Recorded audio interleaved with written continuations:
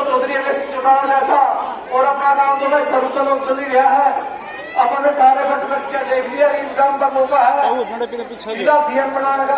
सारे उम्र सुरेंद्र करता है अपना मुख्यमंत्री बनाया जो मुख्यमंत्री चौधरी जाए हुआ ना तो उस पर और दूसरे मन नहीं करते एक यार हम तो के बच्चे को सारा काम की बच्चा था इतना राशि उतरे है और गांव में चौधरी अमर सिंह चौटाला अगर आप आए मैं तय दिन से स्वागत करता हूँ। धन्यवाद।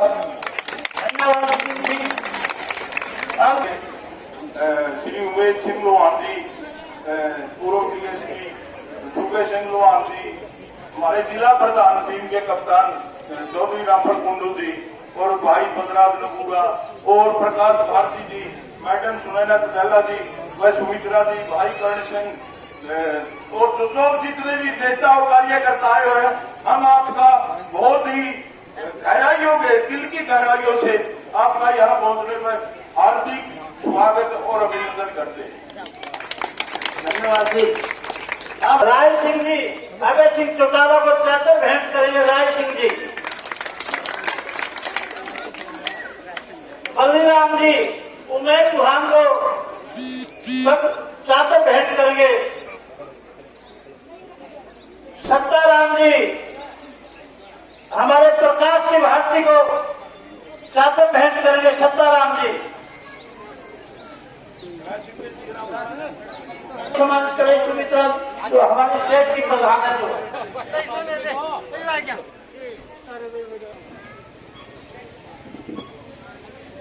अब मैं अनुरोध करता हूं हमारे किसानों के मिसिया छेरे दिन चौधरी अभय सिंह जी चौटाला आए और दक्षिणों की जनता को संबोधित करें। अभय सिंह जी चौटाला।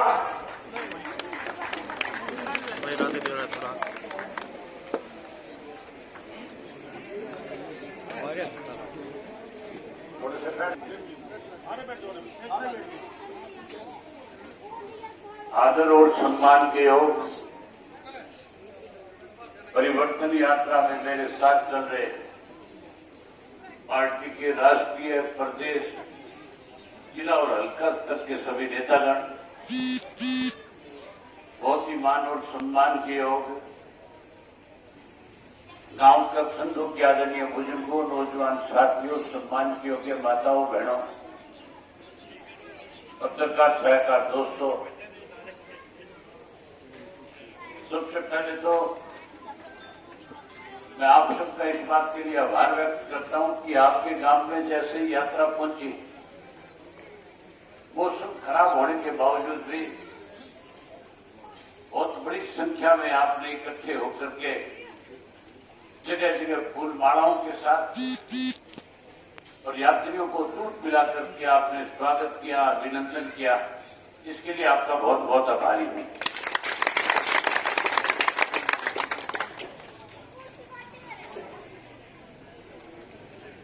आज 9 वर्ष हो गए बीजेपी का राज बड़े हुए। केंद्र में और हरियाणा प्रदेश में 8.5 वर्ष हो गए। 5 वर्ष पहले बीजेपी का था, अब 3.5 साल से जेजेपी और बीजेपी का राज है। आज मैं आपके बीच में करीब 2500 किलोमीटर का सफर तय करके आया हूं। हम रोजाना 30 किलोमीटर का सफर तय करते हैं। 30 किलोमीटर में जितने भी गांव, शहर, कस्बे आते हैं, उन सब में लोगों से मिलते हैं और लोगों से मिल करके इस सरकार बनने के बाद क्या क्या तकलीफें रही, आज हम किन तकलीफों से गुजर रहे हैं, सरकार ने कौन से अच्छे काम किए, उन सब चीजों के बारे में बातचीत करते हैं। 3.5 साल हो गए बीजेपी जेजेपी का राज बने। हमारे उचाना हल्का से जो एमएलए है वो सरकार में डिप्टी चीफ मिनिस्टर भी है और कसरत गांव ने तो एक तरफा वोट से करके जिताने का काम किया था। मुझे तो ये उम्मीद थी कि कसंदू गांव जो है इसके हालात बहुत बदले मिलेंगे, लेकिन हैरानी की बात है, मैं आपकी नहर के ऊपर से जो निकल रहा था तो नहर गाज से भरी हुई थी। मैं तो ये उम्मीद करूं था कि पानी भरा मिलेगा, शहर का पानी कितने दिन में आता है तुम्हारे?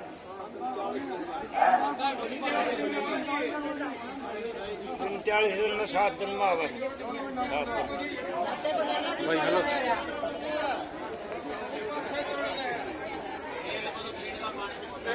एक गमा कच्चा जी 1.5 किले का मना सारा मतलब गांव का है। 3 साल हो गए कागज कार्रवाई मैंने मार्केटिंग बोर्ड में भेज रखी है और वो भी गोली पक्का हो जाती मारा पानी दिए तो फिर रोड में सामान दिया था।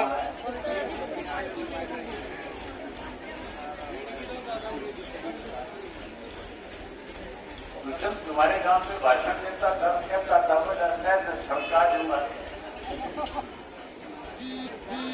कहता था कि नहीं कहता था?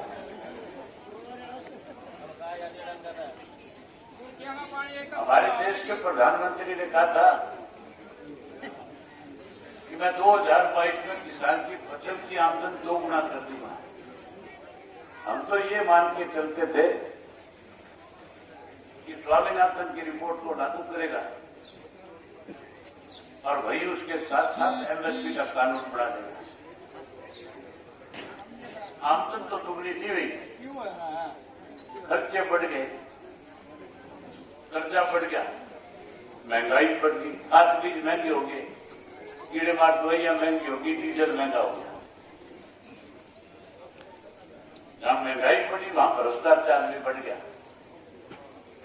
और भ्रष्टाचार तो इस सीमा पे बढ़ गया कि आज किसी भी प्रदेश में जाओ, हरियाणा का जब जिक्र आता है तो कहते हैं सबसे ज्यादा भ्रष्टाचार जब किसी प्रदेश में है तो हरियाणा प्रदेश में है। और हरियाणा प्रदेश में सबसे ज्यादा भ्रष्ट व्यक्ति कौन है?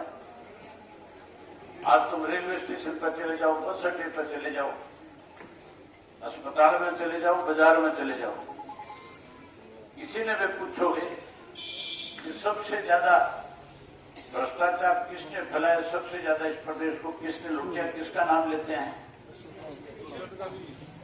किसका लेते हैं? जब उसका नाम ले, जब तुम्हें शर्म नहीं आती थोड़ी बहुत हटाना पड़ा?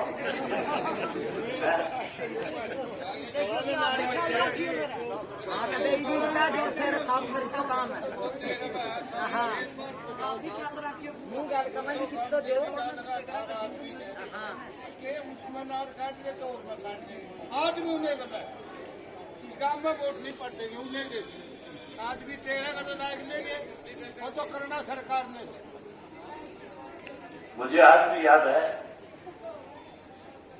सन 2002 के अंदर पार्टी के कार्यकर्ता इकट्ठे होकर के चौटाला साहब पे गए। जब चुनाव होने वाला था तो इकट्ठे होकर के जब चौटाला साहब के पास गए तो चौटाला साहब ने पूछा कि कैसे आए हो? मैं भी उस दिन चंडीगढ़ में था। वो कहने लगे बोला जी हम तो एक प्रस्ताव लेके आए आपके पास गए। उन्होंने कहा बताओ क्या बात है? बोले हम चाहें कि आप उचाना से चुनाव लड़ो। ये उचाना अच्छा तो सदा चौधरी देवलाल का समर्थक रहा है, संधु गांव तो पहले नंबर पर रहा है, नहीं रहा। जिस किसी को भी टिकट देके भेज दिया चौधरी देवलाल ने, आपने उसको एक तरफा वोट डाल करके जिताने का काम किया। राणा साहब कहने लगे कि मैं तो पहले से एमएलए हूं वहां से, इलाहाबाद से। तो कहने लगे जी आप 2 जगह से लड़ लो। वो कहने लगे कि मेरे चुनाव लड़ने से क्या फायदा होगा? वो कहने लगे बोले जी हमने एमएलए नहीं बनाना, एमएलए तो कई बना लिए, हमने तो मुख्यमंत्री बनाना है अपनी बात। चौटाला साहब बोले ठीक है तो तुम्हारा ये हिम्मत है तो मैं तुम्हारे उचाना से चुनाव लड़ दूंगा। उन्होंने चुनाव लड़ा, आपने बहुत वोटों से जिताया। सरकार की बड़ी चलो अलग बात थी। आदमी सारा चीज चीफ मिनिस्टर बनाना चले कि एमएलए बनाना चले? जोर से बोल के बताओ। मुख्यमंत्री बनाना चीफ मिनिस्टर बनाना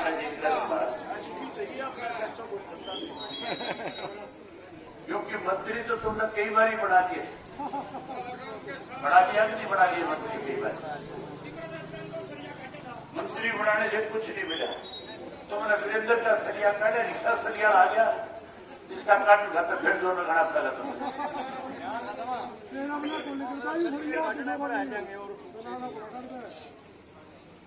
तुम अगर राय बनाओगे अपनी ठीक से तो अब की बार इंडियन नेशनल लोकदल पार्टी का ऐसा उम्मीदवार दे दूंगा जो सीधा मुख्यमंत्री की कुर्सी में जाने लगा।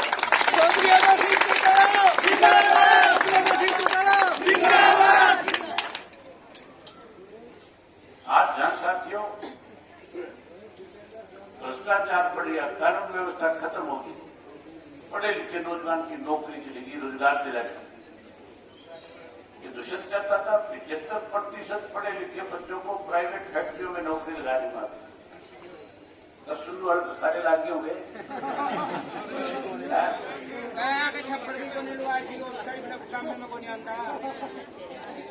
एक नहीं लगा।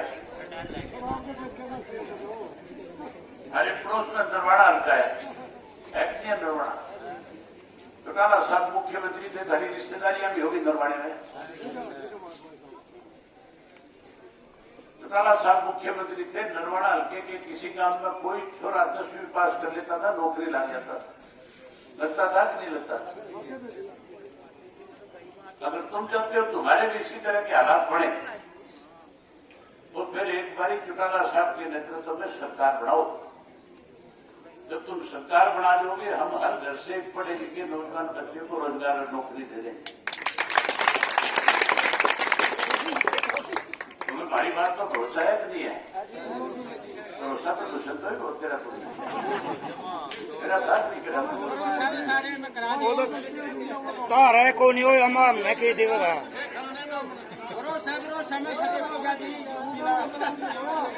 तुम्हारे से एक भूल हुई है, मैं तुम्हें बताता हूं। जो अपने बाप का दादा का नहीं होता और दूसरा क्या होगा? वो दूसरे किसी का कभी नहीं हो सकता।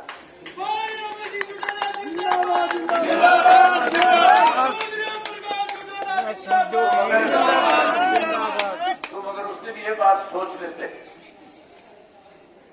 तो आज फिर तुम परेशान नहीं होते। मान के चलो, अब तुम हमारे पे भरोसा कर लेना। आने वाले समय में जिसको टिकट दे उसको जिता के भेजना,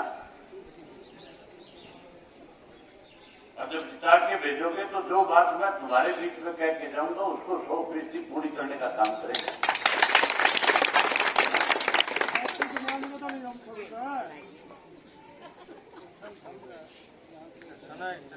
आज तो बुढ़ापा पेंशन कट रही है, कटती है नहीं कटती है? बहुत ये कठिन कहते गांव से दिलाओगे। आज जब 5 लाख बुजुर्गों की पेंशन काट दी तो इसमें इतनी हिम्मत नहीं थी कि ये खड़े होकर के उसका विरोध करें। अगर विरोध किसी ने किया तो केवल और केवल मैंने खड़े होकर के सरकार के सामने इस बात का विरोध किया कि तुम चौधरी देवीलाल का दिया और सम्मान जो है आज बुजुर्गों की पेंशन काट करके उनका अपमान कर रहे हैं।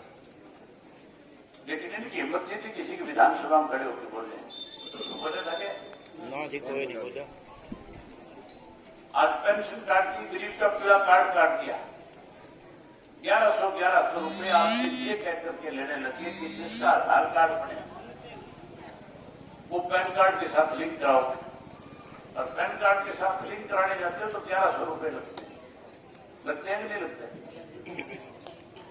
चौटाला साहब ने जब कीर्तन यात्रा शुरू करी थी, सिंगार गांव में हजारों लोग थे और उन हजारों लोगों के बीच में चौटाला साहब ने कहा था कि अगर आप हमारी सरकार बनाओगे, परिवर्तन करोगे, तो परिवर्तन आने के बाद सबसे पहले जो 1100 तुम्हारे से दिए गए ये वापिस करेंगे तुम्हारे। जहां तुम्हारे 1100 वापिस कराएंगे, वहीं इन्होंने तो बुढ़ापा पेंशन नहीं बढ़ाई, इन्होंने तो कटा दी, नहीं बढ़ाई नहीं। हम जिन 5 लाख लोगों की पेंशन कटी, उनकी पेंशन ब्याज के समेत उन बुजुर्गों को देकर उनका मान सम्मान करेंगे। जहां पेंशन उन 5 लाख को देंगे ब्याज के साथ, वही चौधरी देवीलाल ने 100 रुपए करी थी, हम इसको 7500 रुपया करके बुजुर्गों का मान सम्मान करेंगे। पढ़े लिखे बच्चों को रोजगार नौकरी देंगे। जो कोई नौकरी से रह जाएगा उसको भी मायूस नहीं होने देंगे, उसको भी 21,000 रुपया बेरोजगारी बता देंगे। आज ये माताएं बहनें बैठी है, मोदी इनका कभी झूठ बोल कहता, इनको भी क्या था गैस का सिलेंडर चूल्हा मुफ्त भेजूंगा। ये बात कही ठीक नहीं गई थी मोदी ने। तो गैस के सिलेंडर मुफ्त मांगे के तुम्हारे करे थे 1130 रुपए लगते। महंगाई तो देखो कितनी करती है। और गैस के सिलेंडर भी कान पर लगवा दिए। मैं आड़लाती मैं फिर पीछे ले मैं आप सरकार बनाओ, महिलाएं बहुत बड़ा रोल अदा कर सकती है राज बनाने में। अगर आप इकट्ठी हो गए ये फैसला करते हो कि हमने चौटाला साहब की सरकार बनानी है, तो फिर किसी की हिम्मत नहीं है कोई वोट पार दिला जाए तुम्हारे।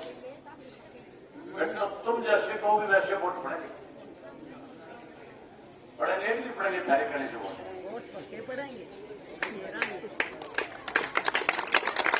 राज बनाओ एक बारी, हर घर में हर महीने की पहली तारीख को सरकार की तरफ से एक गैस का सिलेंडर मुफ्त में आया करेगा।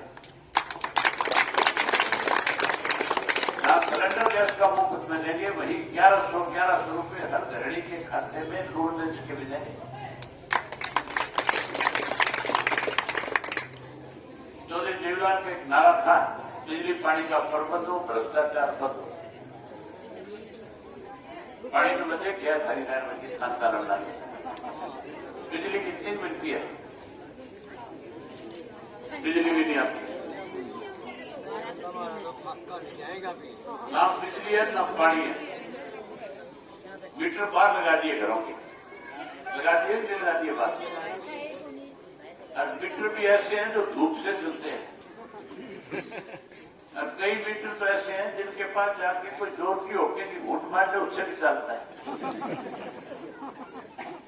तो राज बनाओ, ये मीटर पाड़ के जोड़ में फेंक दूंगा, नए मीटर तुम्हारे घरों में ऐसे लगा दूंगा जिनकी गिरानी 500 पे आके फंस जाएगी, 500 से फालतू बिल ले आएगा किसी।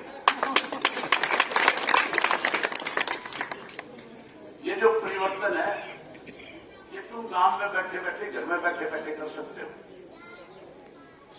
परिवर्तन के लिए कुछ लंबा चौड़ा करने की जरूरत नहीं है। सुबह सवेरे एक दूसरे को मिलते हो, राम राम करते हो कि नहीं करते हो? सब राम राम करे एक दूसरे। जब राम राम करो तो साथ में कहना शुरू करते हो परिवर्तन करो। और ये तुमसे कोई कांग्रेस आए बीजेपी आए, ये मान के चलो ये जेजेपी तो चुनाव के समय तक खत्म हो जाएगी, ये नहीं बचेगी बिल्कुल भी। कोई जो बचेगा सीखा दूंगा उसको मेरी तरफ से कहना कि 3 पीढ़ियों से चौधरी देवीलाल के साथ रहे हो, हमेशा चौधरी देवीलाल की नीतियों को आगे बढ़ाया। चौधरी देवीलाल ने, चौधरी ओम प्रकाश चौटाला ने करसुंदू गांव के लोगों का बहुत सम्मान किया, बहुत कुछ किया इस गांव को।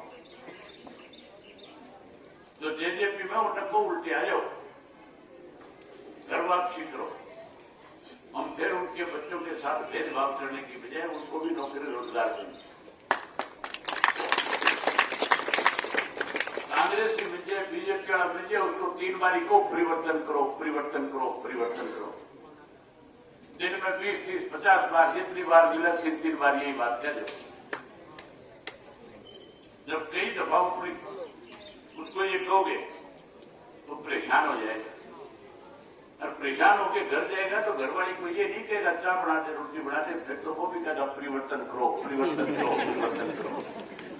परिवर्तन आ जाएगा कि नहीं आ जाएगा? तुम परिवर्तन लेकर के आओ। मैं परसों की बात है, सत्ता खेड़ा गांव में जान लग रहा था, उनसे गांव ग्रैंड गांव से, और ग्रैंड गांव में इसी तरह माताओं बहनों से नौजवानों से बात करके जब मैं चला वहां से सत्ता खेड़ा के लिए, तो 20-30 बुजुर्ग औरतें मिलकर मुझे खड़ी हुई। मैं रुका उनके पास, मैंने राम राम करी। मैंने उनसे पूछा आप यहां क्यों खड़े हो, आप वहां क्यों नहीं आए? तो कहने लगे हम तो सत्संग करें थे। आप लोग भी करती हो कि नहीं करती हो सत्संग? आप भी करते हो सत्संग। मैंने उनसे पूछा कि सत्संग भवन है क्या तुम्हारे गांव में? वो कहने लगी नहीं है। मैंने उसी वक्त फैसला कर दिया था कि अगर इंडियन नेशनल लोकदल पार्टी का राज बने तो हर गांव के अंदर महिलाओं के लिए एक सत्संग भवन बना करके देंगे। अगर हरिजन की चौपाल बनाई जा सकती है, बैकवर्ड की चौपाल बनाई जा सकती है, अगर अंबेडकर भवन गांव में बनाया जा सकता है, चौधरी छोटूराम की चौपाल, चौधरी देवीलाल के पार्क बनाए जा सकते हैं, तो फिर महिलाओं के लिए सत्संग भवन होना चाहिए कि नहीं होना चाहिए? होना चाहिए। ये सरकार हिंदुओं की बात करे, मंदिरों की बात करे, करते नहीं करते सारा दिन। लेकिन हमारी माताओं बहनों के सामने जो सबसे बड़ी दिक्कत है उसके बारे में कभी नहीं सोचा। आप राज बनाओ, ऐसा सत्संग भवन बढ़िया बना करके दूंगा कि लोग देखने आए थे, हर तरह की सुख सुविधा उसके अंदर होगी। मैं उम्मीद करूंगा कि तब संदूक फिर अपने पुराने रंग में आएगा। आ जाओगे कि नहीं आ जाओगे पुराने रंग में? अरे तो बस तो पुराने रंग में आओ, नए सिरे से सरकार बनाओ। सरकार बनने के बाद जो वायदे मैंने आपके सामने किए, एक एक वायदा आपका पूरा करेंगे, हर तरह की सुख सुविधा आपको प्रदान करेंगे। और आपसे भी उम्मीद करूंगा कि आज के बाद आप भी एक दूसरे को जब मिलोगे जरूर कहोगे परिवर्तन करो। क्या कहोगे? बहुत धन्यवाद।